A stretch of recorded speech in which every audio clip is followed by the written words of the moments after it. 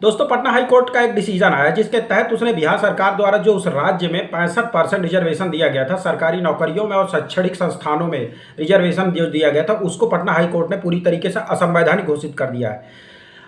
और इसके लिए पीछे जो है वो हवाला दिया गया है कि ये जो प्रावधान है 65% रिजर्वेशन का, ये संविधान के मौलिक अधिकारों का सीधा सीधा उल्लंघन है, उनके खिलाफ जाता है। ये अनुच्छेद 14 का, अनुच्छेद 15 का, अनुच्छेद 16 का सीधा सीधा वायलेशन करता है।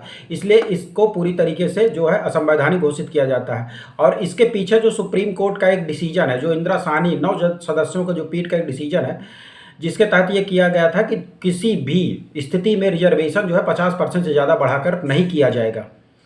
ये सीधा सीधा उसका भी वायलेशन हो रहा था। अब इस बात से जो सबसे ज़्यादा धक्का लगा है वो धक्का लगने वाला है कांग्रेस के सबसे बड़े नेता राहुल गांधी को। उन्होंने पूरे चुनाव में संविधान बचाने का नारा दिया था, आरक्षण खत्म करने का रिजर्वेशन दिया गया नारा दिया था कि भारतीय जनता पार्टी सरकार में आई तो रिजर्वेशन खत्म कर देगी। और जो तीसरा सबसे बड़ी बात उन्होंने जो उठाई थी वो उठाई थी जातिगत जनगणना की। उन्होंने कहा था कि उनकी सरकार जैसे आएगी वो जातिगत जनगणना करवाएगी और जिस हिसाब से जिसकी आबादी होगी उसी हिसाब से उसको रिजर्वेशन दिया जाएगा।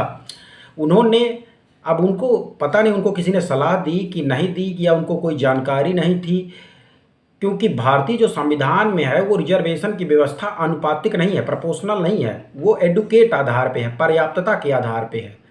कि अगर आप उसमें रिजर्वेशन की व्यवस्था तभी की गई है जब कोई क्लास है, कोई वर्ग है, उसमें एक वर्ग की बात की गई है जो सामाजिक और शैक्षणिक दृष्टि से पिछड़े रहे, अनुसूचित जाति हो, अनुसूचित जनजाति हो, महिलाओं का मामला हो, इन सबको जो भी रिजर्वेशन की व्यवस्था की गई है अन्य ओबीसी को, वो दी गई है सामाजिक और शैक्षणिक आधार पे कि जिन जातियों को प्रॉपर प्रतिनिधित्व नहीं रहा उनको प्रतिनिधित्व दिया जाएगा।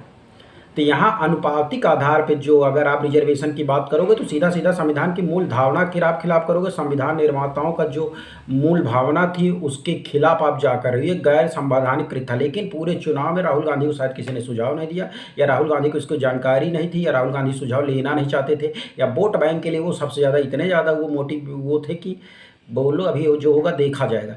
तो उस पूरे नरेटिव को उसने ब्लास्ट कर दिया पटना हाई कोर्ट के इस डिसीजन ने। अब जो है इस पटना हाई कोर्ट का डिसीजन पूरे देश में ये डिसीजन जो है एक सबूत के तौर पे लिया जाएगा। आपको पता है अभिलेखीय न्यायालय के तौर पे अन्य डिसीजन में इसका इस्तेमाल किया जाएगा। इसी तरीके का हरियाणा सरकार ने प्राइवेट नौकरियों में 75% तक रिजर्वेशन की व्यवस्था की थी, तो उसको वहाँ के हाई कोर्ट ने ख़त्म किया, फिर सुप्रीम कोर्ट ने भी उस पर स्टे लगा दिया उस पर। तो कुल मिलाकर के ये ज़बरदस्ती जो नेता हैं ये अपने राजनीतिक हित को साधने के लिए जो रिजर्वेशन से लेकर के संविधान की मूल भावनाओं के साथ खिलवाड़ करते हैं, इस पर कहीं ना कहीं रोक लगनी चाहिए। और इस पर न्यायपालिका ने इस पटना हाई कोर्ट का जो डिसीजन दिया है ये बहुत ही बेहतरीन डिसीजन है।